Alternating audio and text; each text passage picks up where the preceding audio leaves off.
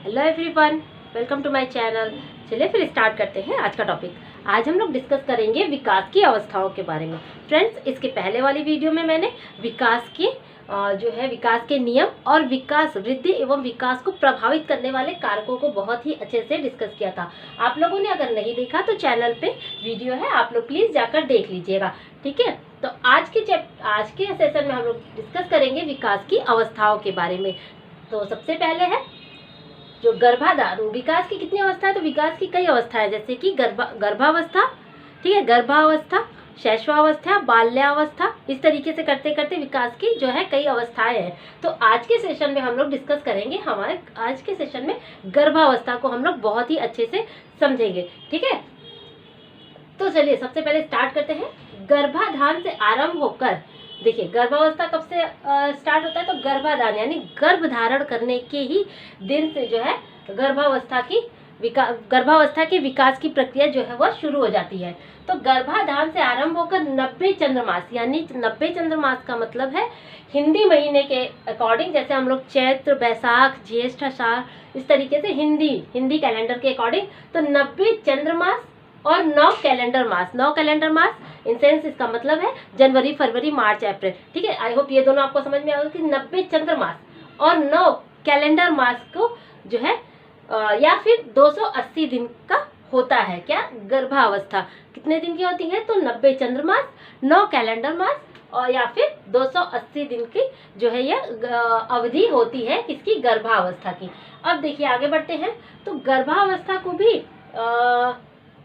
कितने भागों में बांटा गया है? तो गर्भावस्था को भी 3 भागों में बांटा गया है। कौन कौन सी? तो डिंबावस्था या फिर बीजावस्था, ठीक है, दूसरा है भ्रूणावस्था या भ्रूणकाल, और तीसरा है गर्भस्थ शिशु की अवस्था। ठीक है, तो 3 अवस्था में गर्भावस्था को भी 3 अवस्थाओं में बांटा गया है। तो सबसे पहले हम लोग डिस्कस करेंगे। फ्रेंड्स, मैं अभी आपको यहाँ पे क्लियर कर देना चाहती हूँ कि ये जो मैंने कॉन्सेप्ट लिया है ये मैंने सिर्फ टीजीटी के अकॉर्डिंग लिया है। पीजीटी में जो है ये इसका जो कॉन्सेप्ट है वो बहुत बड़ा है, क्योंकि पीजीटी का जो तैयारी कर रहे हैं, मैं अभी से उनको कहना चाहूँगी कि जो लोग पीजीटी की तैयारी कर रहे हैं होम साइंस से, वो लोग अपनी पीजी की किताबों को उठाएं। ठीक है, पीजी की किताबों को निकालें, उसमें से स्टडी करें, तब जाके जो है वो पीजीटी जो है वो क्लियर होने की संभावना बन सकती है। अदरवाइज मैंने यहाँ पर जो भी कॉन्सेप्ट लिया है वो सिर्फ ऊपर से लिया है, ताकि आप लोगों को चीज़ें अच्छे से समझ में आ जाए और जहाँ से टीजीटी के एग्ज़ाम में क्वेश्चंस निकल के आते हैं। और ज़्यादा डीप स्टडी करनी है, क्योंकि ये बहुत ही बड़ा जो है वो चैप्टर है। तो इसीलिए जो लोग पीजीटी की तैयारी कर रहे हैं, मैं उन्हें अभी से बता रही हूँ कि वो आप लोग अपनी पीजी की किताबों को उठाइए। ठीक है, तो चलिए टाइम वेस्ट नहीं करते हैं, स्टार्ट करते हैं। सबसे पहले डिस्कस करेंगे डिंबावस्था या फिर बीजावस्था। ठीक है, ये देखिए इसकी अवधि कितने से कितने दिन होती है? तो गर्भाधान से लेकर 2 सप्ताह। ये एग्जाम में क्वेश्चन आया हुआ है कि गर्भाधान से 2 सप्ताह की अवधि को क्या कहते हैं? तो उसको कहते हैं डिंबावस्था या फिर बीजावस्था। दोनों ही नाम ध्यान रखिएगा, डिंबावस्था या बीजावस्था। तो गर्भाधान से 2 सप्ताह तक की अवधि इसकी होती है। ठीक है, इसमें क्या होता है? कोशिकाओं की जो अंदर जो गर्भ शिशु की कोशिका होती है उसमें गुणात्मक वृद्धि होती है।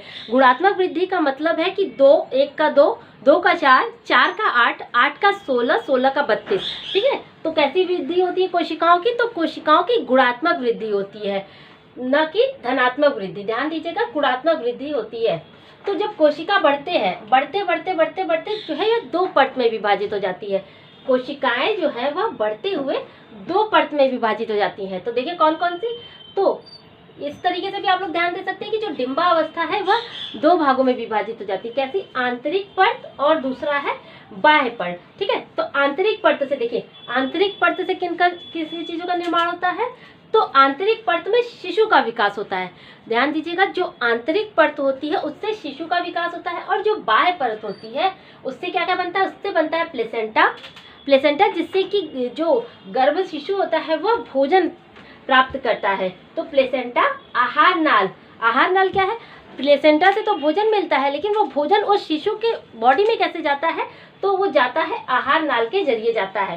ठीक है, और होती है सुरक्षा झिल्ली जो कि पानी की थैली होती है, जिसमें गर्भस्थ शिशु जो है वह सुरक्षित रहता है। इससे क्या होता है? जो बाहरी आघात होते हैं उनसे जो है गर्भस्थ शिशु को सुरक्षा मिलती है। तो प्लेसेंटा आप लोगों को समझ में आया? नहीं समझ में आया तो मैं अभी बता देती हूँ। तो जो ये प्लेसेंटा होता है इसको देखिए अपरा भी कहते हैं, ध्यान दीजिएगा। एग्जाम में अगर अपरा भी आ जाए तो भी आप लोग कंफ्यूज मत होइएगा, प्लेसेंटा को ही कहते हैं। जैसे कि आप एग्जांपल ले लीजिए, ये गर्भ है, ठीक है, और ये है प्लेसेंटा, ठीक है। तो यहाँ से भोजन तो प्लेसेंटा तक पहुंचा, लेकिन प्लेसेंटा से ये गर्भस्थ शिशु तक कैसे पहुंचे? तो जो गर्भस्थ शिशु तक भोजन पहुंचने का जो मार्ग है वही कहलाता है क्या? आहार नाल, ठीक है। प्लेसेंटा तक तो भोजन आ गया, फिर ये गर्भस्थ शिशु तक जो पहुंचने का जरिया है वो है आहार नाल। तो आहार नाल के जरिए ही जो है शिशु तक भोजन पहुंचता है। किसके माध्यम से? आहार नाल के माध्यम से। तो जो भोजन पहुंचता है वो डायरेक्ट शिशु को दाल चावल के रूप में तो मिलता नहीं होगा, तो जो भी प्रोटीन विटामिन जो भी मिलता है, यानी कि ऑक्सीजन और पोषक तत्व जो भी शिशु को मिलते हैं वह किस रूप में मिलते हैं? तो वो रक्त के रूप में मिलते हैं, ठीक है, रक्त के रूप में मिलते हैं। और जो प्लेसेंटा का मुख्य काम होता है, एक तो भोजन उपलब्ध कराना, यानी कि रक्त के माध्यम से भोजन उपलब्ध कराना, दूसरा फिल्टर करके, ठीक है, ध्यान दीजिएगा, फिल्टर करना भी किसका काम होता है? जो रक्त को फिल्टर करने का भी काम होता है वो भी किसका होता है? तो वो भी होता है प्लेसेंटा का। आई थिंक आप लोगों को ये क्लियर समझ में आ रहा होगा, आ रहा है, ठीक है। अगर कुछ भी क्वेरीज होगी आप कमेंट बॉक्स में लिख के जरूर पूछिएगा। तो जो बाह्य परत होती है उससे बनता है प्लेसेंटा ही भोजन उपलब्ध कराता है गर्भस्थ शिशु को। और दूसरा आहार नाल के जरिए जो है भोजन शिशु को मिलता है। और तीसरा है सुरक्षात्मक झिल्ली, जिसके अंदर जो है गर्भस्थ शिशु सुरक्षित रहता है, ठीक है फ्रेंड्स। सॉरी। नेक्स्ट देखते हैं हम लोग।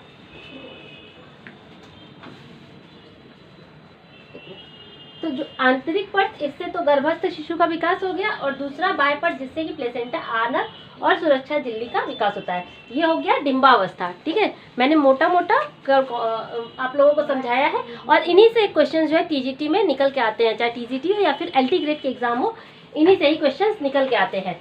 अब नेक्स्ट देखते हैं हम लोग देखेंगे, ये हो गया। अब देखेंगे भ्रूणावस्था, यानी कि भ्रूण काल। इसकी अवधि कितनी होती है? तो ध्यान दीजिएगा, इसकी अवधि होती है 2 सप्ताह से लेकर 2 माह। एकदम पॉइंट आउट कर लीजिए, एक्यूरेट चीजें हैं ये सारी चीजें, ठीक है। तो 2 सप्ताह से लेकर 2 माह तक की अवधि क्या कहलाती है? तो भ्रूणावस्था कहलाती है। इसमें सबसे पहले किसका विकास होता है? तो भ्रूणावस्था में सबसे पहले सिर का विकास होता है, ठीक है। किसका? सिर का विकास सबसे पहले होता है। और इस अवस्था को भी देखिए 3 पार्ट में डिवाइड किया गया, यानी 3 भागों में इस अवस्था को भी विभाजित किया गया है। कौन कौन सा है? तो सबसे पहला है भारी परत, जिसे कि एक्टोडर्म कहते हैं। साथ साथ ये भी ध्यान रखिएगा, इसका इंग्लिश नाम भी, जैसे भारी परत है तो एक्टोडर्म भी कभी कभी दे देता है। और मध्य परत मेसोडर्म, और आंतरिक परत एंडोडर्म, ठीक है फ्रेंड्स। तो एक्टोडर्म, मेसोडर्म और एंडोडर्म, ये किसके भ्रूण अवस्था की ये 3 पार्ट है, यानी कि जो भ्रूण अवस्था है वो भी 3 भागों में विभाजित है। तो सबसे पहले देखिए बाहरी परत से किन किन चीजों का निर्माण होता है? तो जो बाहरी परत होती है उनसे देखिए शिशु के त्वचा, बाल, नाखून, दांत और ग्रंथियां, त्वचा की ग्रंथियां जो है वह बाहरी परत से बनती है। आप लोग बाहरी परत से इस तरीके से भी अंदाजा लगा सकते हैं, जो चीजें हम लोग दिखाई देते हैं, यानी जिन चीजों को हम लोग आसानी से देख सकते हैं, यानी सबसे बाहरी चीजों को ही तो देखेंगे, अंदर की चीजों को तो देखेंगे नहीं। तो जो देख सकते हैं वही बाहरी परत होती है। तो बाहरी परत कौन कौन सी होगी? त्वचा, बाल, नाखून, दांत और त्वचा की ग्रंथियां, ठीक है। ये हो गए एक्टोडर्म। अब देखते हैं मध्य सतह से क्या क्या बनता है, यानी मेसोडर्म से बनता है। तो त्वचा के अंदर तो क्या आता है? सबसे पहले आता है मसल्स, यानी मांसपेशी, और जो है रक्त परिवहन तंत्र, यानी कि मसल्स के अंदर ही रक्त परिवहन तंत्र होते हैं, और त्वचा के भाग होते हैं। जो त्वचा के अंदरूनी भाग होते हैं वह कौन बनाता है? तो वो बनाता है मध्य सतह, यानी मेसोडर्म में इसका निर्माण होता है। अब देखिए आंतरिक परत में क्या क्या बनती है। देखिए ये सारी भ्रूणावस्था की विशेषताएं हैं। तो आंतरिक परत में बनता है पाचन तंत्र, एकदम ध्यान से देखिएगा, पाचन संस्थान, फेफड़ा, जिगर और आंतरिक अंगों का निर्माण जो है वह आंतरिक परत में होता है, ठीक है। ये पॉइंट आप लोग ध्यान दीजिएगा। और चीज़ें समझ में आ रही, अगर समझ में आ रही तो प्लीज़ वीडियो को लाइक करिए, शेयर करिए, और पसंद आए तो चैनल को सब्सक्राइब करना मत भूलिएगा।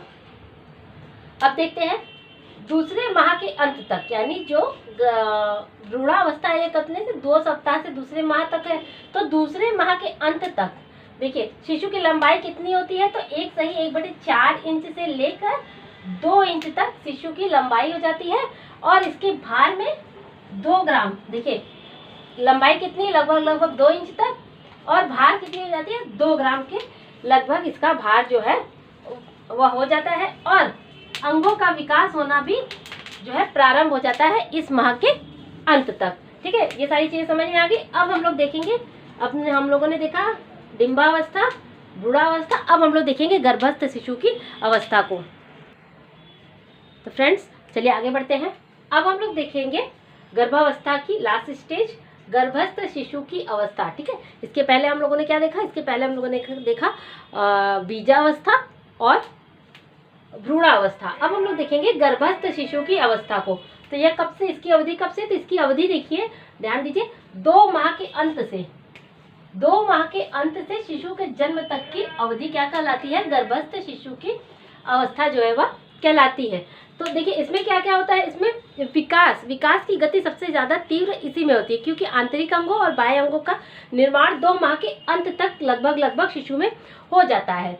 तो अब देखिए तीसरे माह में, देखिए क्वेश्चन जिससे निकलते हैं फ्रेंड्स उसको उनको ही डिस्कस करेंगे। तीसरे माह में के अंत तक देखिए जो लंबाई होती है वह कितनी हो जाती है शिशु की, तो 1/3 इंच लंबाई हो जाती है, और भार कितना हो जाता है, 3/4 औंस जो है वह भार हो जाता है। 5वें माह के अंत तक देखिए 10 इंच लंबाई हो जाती है शिशु की, और भार जो है 9 से 10 औंस तक हो जाता है। 8वें माह में 16 से 18 इंच जो है लंबाई, और भार कितना हो जाता है, 4 से 5 पाउंड हो जाता है। देखिए बढ़ गया, वृद्धि हो गई, तो 4 से 5 पाउंड हो जाता है। और देखिए जन्म के समय, ध्यान दीजिएगा क्वेश्चन, जन्म के समय शिशु की लंबाई कितनी होती है, तो जन्म के समय शिशु की लंबाई होती है लगभग 20 इंच, और भार होता है 7 से 8 पाउंड। यहाँ से क्वेश्चन जो है एग्जाम में पूछा गया है। अब देखिए ये तो अभी आप लोगों को क्लियर हो गया होगा। अब देखिए ये चीज़ थोड़ी सी डायग्राम से देखेंगे तो चीज़ें और भी क्लियर होंगी। ठीक है, डायग्राम आपको समझ में आ रहा होगा, तो नहीं समझ में आए थोड़ी रफ रहेंगे, आप लोग कोशिश करिएगा कि चीज़ें समझ में आए। तो देखिए ये क्या है, ये गर्भ में पूर्ण शिशु की जो है वो एक चित्र है। इसमें देखिए ये शिशु क्या है, ये देखिए उल्टा है। ठीक है, सर जो है वह नीचे की तरफ होता है, सर जो है शिशु का वो नीचे की तरफ होता है। ठीक है, ध्यान दीजिएगा। अब देखिए ये जल की थैली है, इसमें शिशु जो है पूरी तरह से सुरक्षित रहता है। तो गर्भ में शिशु की बाहरी चोटों से जो सुरक्षा कौन करता है, तो वो करता है जल की थैली। ठीक है, जो जल की थैली होती है यही शिशु की सुरक्षा करती है। और जल की थैली एक और काम में बहुत महत्वपूर्ण भूमिका अदा करती है, वह है जब जन्म का समय होता है तभी ये जल की थैली अगर अच्छी मतलब इसकी अवस्था अच्छी रही तो शिशु का जन्म जो है नॉर्मल आसानी से नॉर्मल तरीके से हो सकता है, हो जाता है। ठीक है, ये गर्भाशय की पेशी दीवार है। ठीक है, और क्या है ये देखिए आहार नाल, आहार नाल इसका एक पोर्शन यानी इसका जो एक छोर है वह जुड़ा होता है शिशु के नाभि से। ध्यान दीजिएगा, जो एक आहार नाल का एक पार्ट होता है वह शिशु के नाभि से जुड़ा होता है, और जो इसका दूसरा पार्ट होता है वह जुड़ा होता है प्लेसेंटा से। यही प्लेसेंटा जो है शिशु को जो है गर्भस्थ शिशु को भोजन उपलब्ध कराता है। ठीक है, आई थिंक ये क्लियर हो गया होगा। कोई भी क्वेरी हो, कुछ भी हो, आप लोग कमेंट सेक्शन में ज़रूर पूछिएगा। अब ये तो हो गया, गर्भावस्था हमारी होगी। अब इसके बाद हम लोग अभी डिस्कस करेंगे कि जो शिशु के जन्म के कितने प्रकार होते हैं, साथ साथ इसको भी डिस्कस कर लेंगे तो चीज़ें यहीं क्लियर हो जाएंगी। इसके बाद हम लोग आगे की अवस्थाओं को डिस्कस करेंगे, और इसके बाद अब हम लोग डिस्कस करेंगे किसके बारे में, तो शिशु के जन्म के प्रकार के बारे में। ठीक है फ्रेंड्स, स्टार्ट करते हैं फिर। फ्रेंड्स चलिए आगे बढ़ते हैं। अब हम लोग देखेंगे प्रसव के प्रकार को। ठीक है, यानी कि जो प्रसव है वो कितने तरीके से होता है। तो सबसे पहले डिस्कस करेंगे हम लोग प्राकृतिक या फिर सामान्य, जिसे कि नेचुरल डिलीवरी भी कहते हैं। दूसरा है औजारों की मदद से प्रसव यानी इंस्ट्रूमेंटल डिलीवरी। तीसरा है उल्टा जन्म, ब्रीच क्रम। देखिए ब्रीच बर्थ, क्वेश्चन देखिए यहाँ से निकलता है, ब्रीच बर्थ क्या होता है। ठीक है, डिस्कस करेंगे अभी।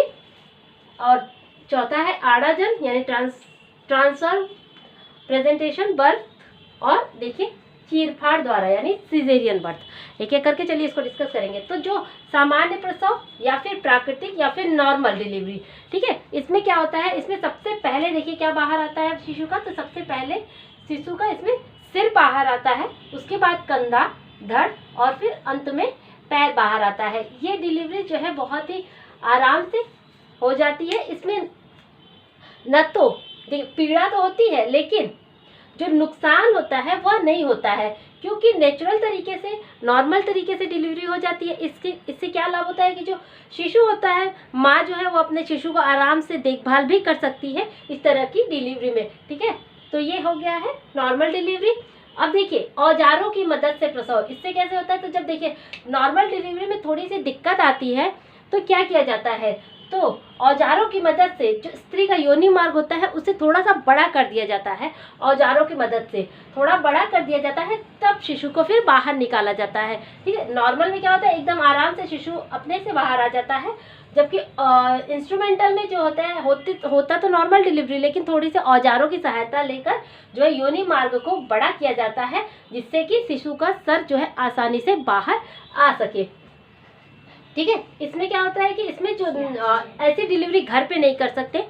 ठीक है, और नौसिखिए डॉक्टर के पास तो बिल्कुल भी नहीं जाना चाहिए, एक्सपर्ट के पास ही हमें जाना चाहिए, और जो कि वो लोग आराम से इस तरीके की जो है डिलीवरी कर सके। अब देखिए ब्रीच बर्थ, ब्रीच बर्थ क्या होता है, उल्टा जो उल्टा जन्म होता है। देखिए इसमें क्या होता है, इसमें शिशु का पैर जो है वह नीचे की तरफ रहता है और सिर जो है वो ऊपर की तरफ होता है। तो इस तरीके से क्या होता है, तो नॉर्मल डिलीवरी करना पॉसिबल नहीं होता है, बहुत ही कम इस तरीके से जो है नॉर्मल डिलीवरी होती है। इसके लिए फिर कौन सा, फिर सिजेरियन डिलीवरी इसके लिए ज़्यादा उपयुक्त होती है। ठीक है, नॉर्मल डिलीवरी हालांकि हो जाता है, लेकिन तकलीफ और दिक्कतें बहुत ज़्यादा होती हैं ब्रीच बर्थ में। क्योंकि पैर नीचे होता है, अगर सिर पहले आए तो सिर आसानी से चिकना होता है, वो सरक जाता है, आसानी से नीचे आ जाता है, और जो पैर है उसको निकलने में जो दिक्कत होती है, परेशानी होती है। इसलिए इस तरह की डिलीवरी को ज़्यादातर लोग सिजेरियन तरीके से ही जो है बच्चे को, शिशु को गर्भ से बाहर निकालते हैं।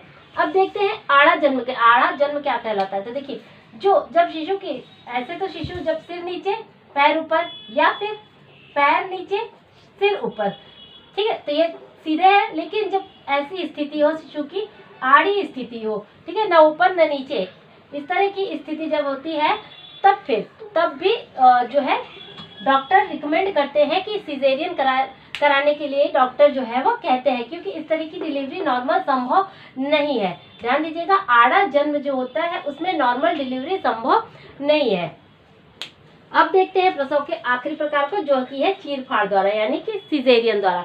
इसमें क्या होता है, उदर की दीवार में चीरा लगाकर प्रसव किया जाता है। ठीक है, स्त्री की उदर की दीवार में चीरा लगाकर प्रसव जो है वो कराया जाता है। कब ऐसी स्थिति उत्पन्न होती है, तो देखिए जब ब्रीच बर्थ हो, ब्रीच बर्थ का कंडीशन हो, तब ऐसी स्थिति उत्पन्न हो जाती है, या फिर बच्चा आड़ा हो गर्भ में, तब सिजेरियन कराना पड़ता है। ठीक है, और देखिए जब प्रसव नहीं होता है, प्रसव वेदना यानी कि लेबर पेन नहीं होता है, तब भी जो है सिजेरियन करा जाता है। और जब शिशु की अस्थियां आवश्यकता से ज़्यादा परिपक्व हो जाती हैं, तब वह नॉर्मल डिलीवरी नहीं हो पाती है। ठीक है, इसके लिए सिजेरियन जो है कराना पड़ता है। तो फ्रेंड्स, आई होप ये आज का सेशन आप लोगों को पसंद आया होगा। पसंद आए तो प्लीज़ लाइक करिए, शेयर करिए और चैनल को सब्सक्राइब कर लीजिए। ऐसे ही इंपॉर्टेंट टीजीटी के रिगार्डिंग मैं वीडियोस लाती रहूँगी। ठीक है, मिलते हैं फिर अपने नेक्स्ट वीडियो में, तब तक के लिए थैंक यू।